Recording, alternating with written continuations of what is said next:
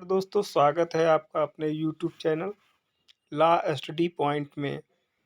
हम आज आपके लिए एक ऐसा वीडियो लेके आए हैं जिसमें एफआईआर से लेकर जजमेंट तक का सारा प्रोसेस एक ही वीडियो में।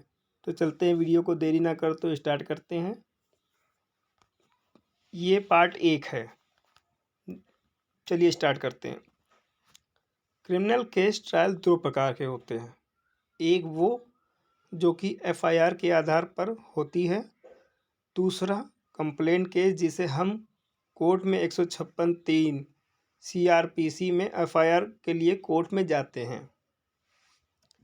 हम यहाँ सिर्फ पुलिस द्वारा की गई एफआईआर के ट्रायल के बारे में बात करेंगे।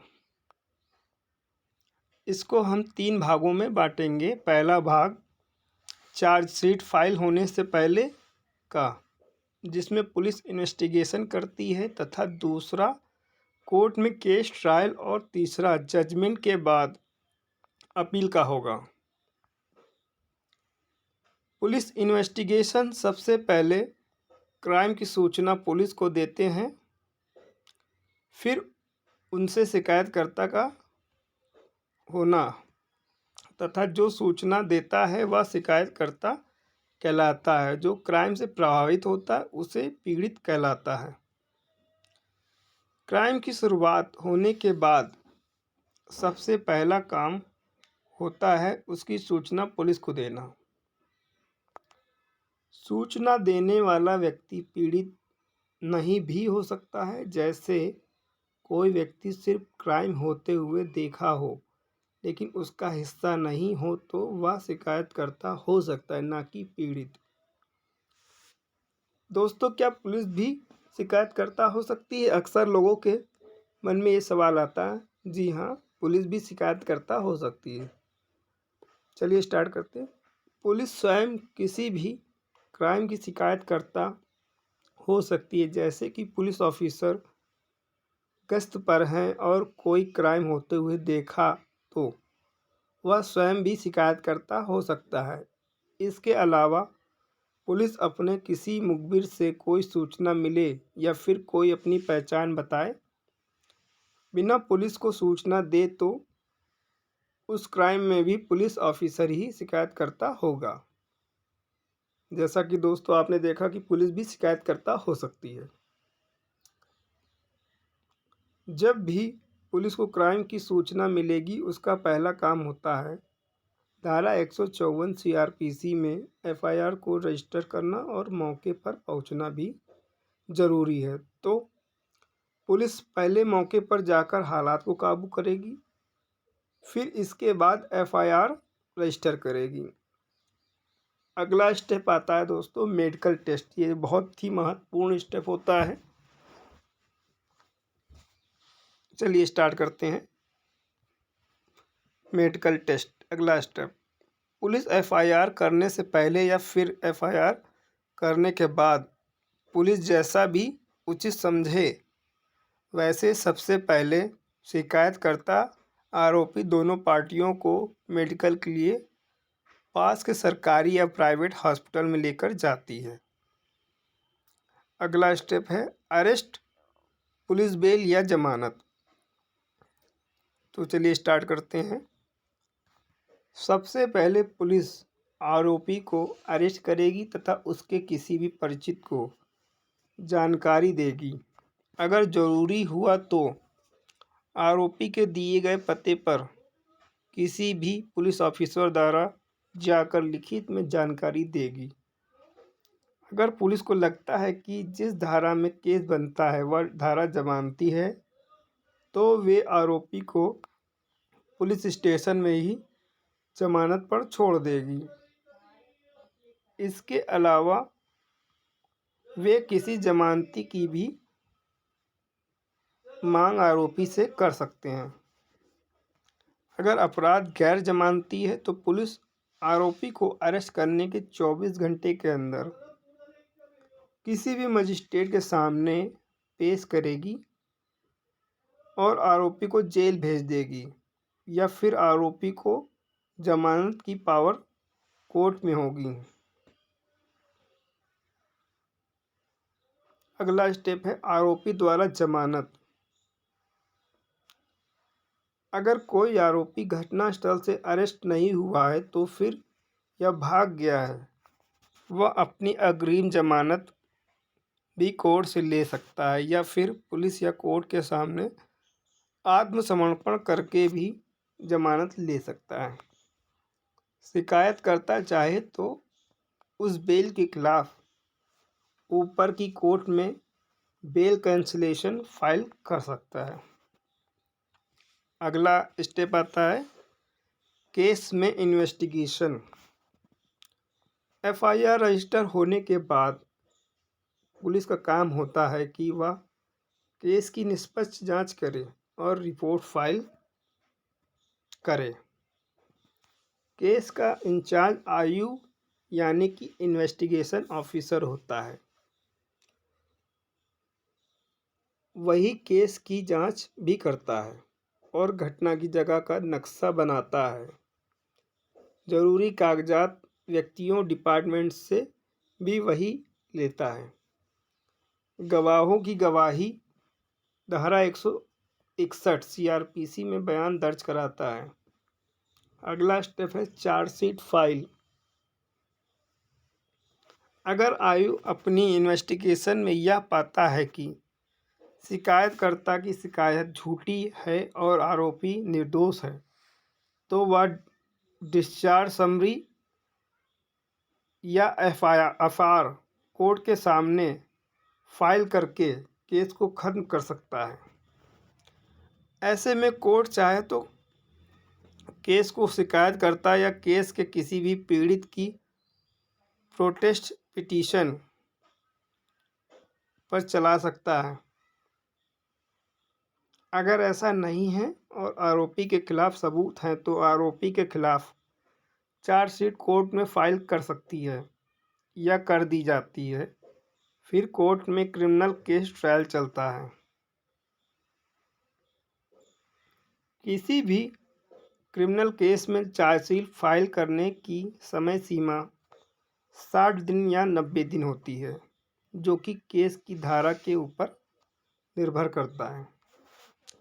जो केस बड़ी दरों में रजिस्टर होते हैं जैसे कि मर्डर, रेप, जान से मारने की कोशिश इत्यादि में 90 दिनों में पुलिस को चार्जशीट फाइल करनी होती है। बाकी धाराओं में 60 दिन में चार्जशीट फाइल करनी पड़ती है। लेकिन यह नियम तभी लागू होता है जब आरोपी जेल में ही हो और उसकी जमानत नहीं हुई हो। अगर आरोपी बेल पर है तो पुलिस चार्जशीट फाइल करने में ज़्यादा समय भी लगा सकती है।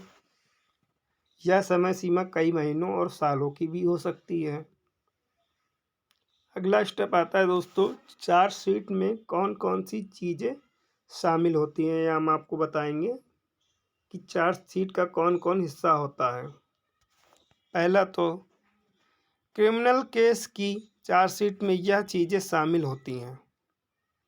नंबर 1, दोनों पार्टी शिकायतकर्ता और आरोपी का नाम। नंबर 2, केस की सूचना की प्रकृति कि केस की सूचना कैसे मिली। नंबर 3, शिकायतकर्ता की शिकायत की प्रति। नंबर 4, शिकायतकर्ता का मेडिकल रिपोर्ट। 5वां, आरोपी की गिरफ्तारी या बेल की संबंधित पेपर। 6, सभी गवाहों के बयान। लड़की के 164 सीआरपीसी के बयान। 7वां, अन्य कोई केस से संबंधित पेपर। दोस्तों अगला पार्ट 2 आता है। इसमें आता अब यहाँ से शुरू हो जाता है क्रिमिनल के केस ट्रायल। चलिए स्टार्ट करते हैं देरी ना करते हुए। चार्जशीट फाइल हो जाने के बाद आरोपी पर क्रिमिनल केस ट्रायल शुरू हो जाता है। सबसे पहले आरोपी को समन द्वारा बुलाकर चार्जशीट की कॉपी दी जाती है। अगर कॉपी में कोई कमी होती है तो वकील द्वारा धारा 207 सीआरपीसी में कोर्ट के सामने आवेदन करके वे पेपर कोर्ट से लेते हैं या फिर चार्जशीट की कमियों को कोर्ट में बताकर लेखबद्ध करवाते हैं ताकि वे बातें कल को केस में फाइनल आर्गूमेंट के समय आरोपी के खिलाफ नहीं जाए। अगला स्टेप होता है चार्ज फ्रेम। चार्ज शीट के पेपर की फॉर्मेलिटी पूरी होने के बाद चार्ज पर बहस होती है। चार्ज का मतलब होता है आरोपी पर धारा लगाना। किस धारा में उस पर केस बनता है इस चार्ज फ्रेम में बताया गया है और किन धाराओं में उस पर केस चलना है इसे चार्ज फ्रेम कहते हैं। अगर कोर्ट में लगे कि आरोपी पर केस यानी चार्ज फ्रेम करना बनता है लेकिन धाराएं सही नहीं हैं तो वह इन धाराओं को बदलकर नई धाराओं में भी चार्ज लगा सकते हैं। चार्ज पर बहस करने के बाद आरोपी को या तो आरोप मुक्त किया जाता है या फिर चार्ज फ्रेम किया जाता है। चार्ज फ्रेम किए जाने के बाद अदालत आरोपी से पूछती है कि क्या उसने गुनाह कबूल किया है। अगर मैं अपना गुनाह कबूल कर लेता हूँ तो उसी वक्त सज़ा सुना दी जाती है और क्रिमिनल केस ट्रायल यहीं पर समाप्त हो जाता है। लेकिन आमतौर पर आरोपी द्वारा गुनाह कबूल नहीं किया जाता है और अदालत में आरोपी कहता है कि वह क्रिमिनल केस ट्रायल फेस करेगा और फिर उस पर केस ट्रायल शुरू कर दिया जाता है। अगला स्टेप आता है गवाही PE prosecution with evidence. Criminal case trial की स्टेज पर चार्जशीट में दी गई गवाहों की लिस्ट के अनुसार गवाहों की गवाही होती है। सबसे पहले पीड़ित शिकायतकर्ता की गवाही होती है।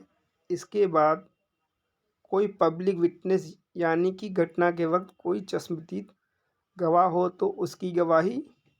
उसके बाद पुलिस और डॉक्टर या फॉरेंसिक लैब वालों की जो भी केस के अनुसार दिए हों। वैसे सबसे लास्ट में आयु यानी इन्वेस्टिगेशन ऑफिसर की गवाही होती है। इसमें आरोपी पक्ष का वकील अपने क्लाइंट्स को बचाने के लिए गवाहों की स्टेटमेंट के बाद उन्हें जिन्हें यानी कि क्रॉस करता है। इसे क्रॉस एग्जामिनेशन भी कहा जाता है। क्रिमिनल केस ट्रायल का यह सबसे अहम भाग होता है। इसी में आपके वकील की काबिलियत देखी जाती है कि वह किस प्रकार उस केस को अपने अनुसार मोड़ डालते हैं। इसमें सबसे पहले सरकारी वकील गवाहों के बयान लिखाता है, फिर आरोपी पक्ष के वकील उसका क्रॉस करते हैं। अगर कोई सरकारी गवाह अपने बयान से मुकर जाए, हॉस्टाइल हो जाए, तो सरकारी वकील खुद उनसे जिरह क्रॉस करते हैं, यह साबित करने के लिए कि वह जानबूझकर झूठ बोल रहा है और आरोपी को फ़ायदा पहुंचाना चाहता है। अगर पीड़ित कोई लड़की है और उसकी किसी महिला जज के सामने 164 सीआरपीसी की स्टेटमेंट भी हुई है तो वह जज भी गवाही के लिए बुलाई जाती है। उसका नाम भी गवाही की लिस्ट में होता है। दोस्तों, अगर महिला अपने बयान स्वीकार कर लेती है तो उन जज साहिबा को कोई नहीं बुलाता है, उन्हें ड्रॉप कर दिया जाता है। अगर पीड़ित महिला अपने 164 सीआरपीसी बयानों को नहीं मानती है या फिर उनमें कुछ बात उसकी बिना कहे हुई लिखा है तो उन जज साहिबा को गवाह के तौर पर बुलाया जाता है। अगला स्टेप है गवाही के दौरान आरोपी का बरी। क्रिमिनल केस ट्रायल यानी गवाहों गवाही के स्टेज के दौरान शिकायतकर्ता या किसी गवाह की गवाही से यह लगे कि आरोपी को उस व्यक्ति की गवाही के बाद बरी कर देती है, जैसा कि शिकायत पक्ष कह दे कि यह वह व्यक्ति नहीं है जिसने कि कानून तोड़ा है, या कोई मेडिकल रिपोर्ट या कोई सरकारी गवाह उसके पक्ष में गवाही दे जाए, तो उसके बाद कोर्ट को लगे कि केस को आगे चलाना बेकार है, सिर्फ कोर्ट का समय ही खराब होगा, तो ऐसे में कोर्ट केस को उसी स्टेज पर जजमेंट देकर ख़त्म कर देती है। अगला एक महत्वपूर्ण स्टेप आता है स्टेटमेंट ऑफ एक्यूज। शिकायत पक्ष की गवाही होने के बाद आरोपी व्यक्ति की स्टेटमेंट होती है। इसमें कोर्ट उससे केस संबंधी सवाल करती है कि यह अपराध उसने किया है। इसमें अगर व्यक्ति अपनी गलती नहीं मानते तो ट्रायल चलाने के लिए कहती है, तो केस आगे चलता है। अगर गलती मान लेता है तो कोर्ट इसी स्टेज पर अपनी जजमेंट दे देती है, जिसमें उसे सज़ा सुनाई जाती है। लेकिन इस स्टेज पर कोर्ट कम से कम सज़ा देने की कोशिश भी करती है।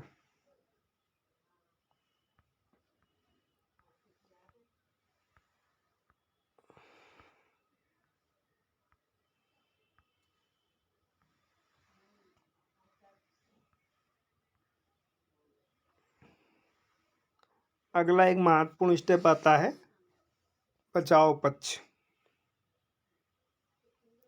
क्रिमिनल केस ट्रायल के इस स्टेज में आरोपी पक्ष अपने बचाव के लिए अपनी गवाही करवा सकता है, या फिर किसी और व्यक्ति की गवाही भी, इसमें वह कोई सबूत अपने पक्ष में हो तो उसे पेश करता है,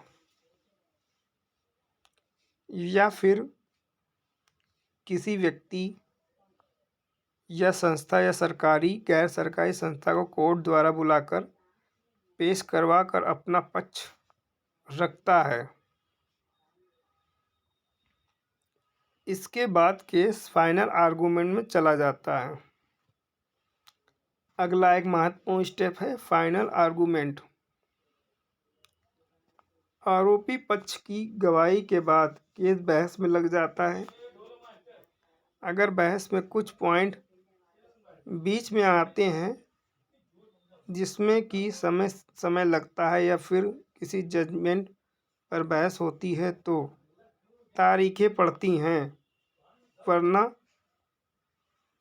पहली बहस के बाद केस अंतरिम बहस में लग जाता है। वह इसलिए अगर केस में कुछ छूट गया तो वह अगली बहस में पूरा किया जाता है। अगला महत्वपूर्ण स्टेप जजमेंट। बहस पूरी होने के बाद केस में जजमेंट दी जाती है। अगर आरोपी को बरी कर दिया जाता है तो ठीक है, अगर उसे सज़ा सुनाई गई है तो सज़ा के कारण दिए जाते हैं, लेकिन सज़ा कितनी है या नहीं सुनाया जाता है, उसके लिए अलग से तारीख दी जाती है जिसमें उसे सज़ा सुनाई जाती है। उसकी अपनी एक अलग कॉपी होती है। अगर किसी आरोपी को दोषी करार देते हुए फांसी की सज़ा सुनाई जाती है तो वह ट्रायल कोर्ट उसके कन्फर्मेशन के लिए फैसले की कॉपी हाई कोर्ट भेजती है। जब हाई कोर्ट में फांसी के मामले में कन्फर्मेशन के लिए जो रेफरेंस ट्रायल कोर्ट से आता है, तो उसी दौरान दोषी व्यक्ति हाई कोर्ट में अपील दाखिल कर सकता है कि उसे फांसी नहीं दी जाए। जी हाँ दोस्तों, ये बहुत महत्वपूर्ण स्टेप है।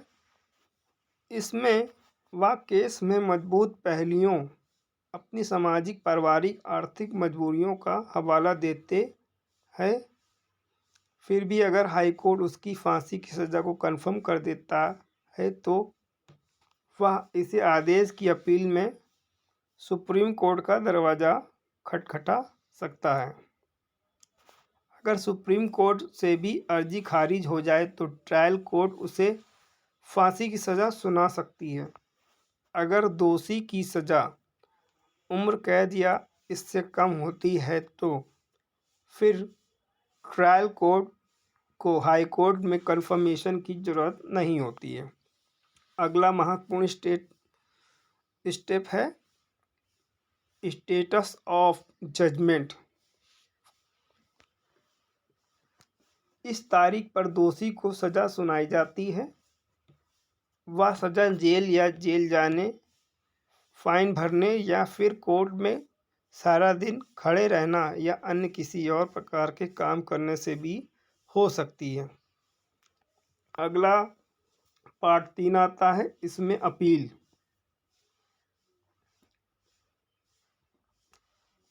सज़ा के बाद बेल का प्रोसेस। अगर दोषी को सज़ा 3 साल या इससे कम की सुनाई गई है तो आपको उसी कोर्ट में बेल मिल जाती है, वरना उसको जेल में जाना पड़ता है। फिर वह ऊपर की कोर्ट में अपनी बेल अप्लाई कर सकता है। अगर बेल मजिस्ट्रेट की कोर्ट से मिल जाती है तो आपके पास अपील के लिए 30 दिन का समय होता है दोस्तों। अगर सेशन कोर्ट आपकी ट्रायल कोर्ट कर रही है तो आपकी अपील का समय 45 से 60 दिन का होता है। यह केस के अनुसार निर्भर करता है। अगला महत्वपूर्ण स्टेप आता है अपील की पिटीशन फाइल करना। अगर आपको ट्रायल कोर्ट से सज़ा मिली है तो आप अपने ऊपर की कोर्ट, जो कि सेशन कोर्ट या सुप्रीम कोर्ट जो भी हो, वहाँ पर अपील कर सकते हैं। शिकायतकर्ता को लगे कि आरोपी बरी हो गया है या फिर उसे कम सज़ा मिली है तो वह भी ऊपर की कोर्ट में उसे ज़्यादा सज़ा दिलाने की अपील कर सकता है। अब अगला स्टेप आता है दोस्तों रिव्यू पिटीशन। रिव्यू पिटीशन का मतलब होता है कि अपने ही आदेश को दोबारा से सुनना। जब कोर्ट किसी आदेश को सुनकर अपना फैसला सुना देती है तो आप दोबारा से उसे अपने आदेश को सुनने के लिए रिव्यू पिटीशन फाइल कर सकते हैं। ऐसा सेशन कोर्ट, हाई कोर्ट और सुप्रीम कोर्ट में कर सकते हैं। आप चाहे तो हाई कोर्ट में ज़्यादा जजों की बेंच के सामने भी अपने केस को लगवा सकते हैं। अगला स्टेप आता है मर्सी पिटीशन यानी दया याचिका।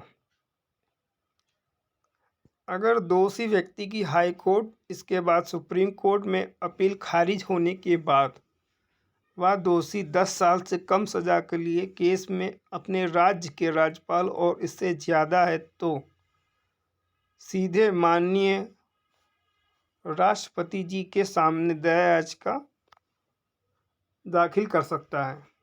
माननीय राष्ट्रपति जी संविधान के अनुच्छेद 72 के तहत दया याचिका पर विचार करने के बाद फैसला देते हैं। अगर दोषी की दया याचिका भी खारिज हो जाए तो उसे सज़ा भुगतनी पड़ती है। जी हाँ दोस्तों, अगर आपको वीडियो अच्छा लगा हो तो सब्सक्राइब करें, शेयर करें और लाइक करें और बेल आइकन को प्रेस करें। मिलते हैं अगले वीडियो में। इसी तरह मैं आपके लिए विधि से संबंधित वीडियो को बनाता रहूँगा जो कि आपके लिए महत्वपूर्ण उपयोगी सिद्ध होगी। मिलते हैं अगले वीडियो में। जय हिंद, जय भारत।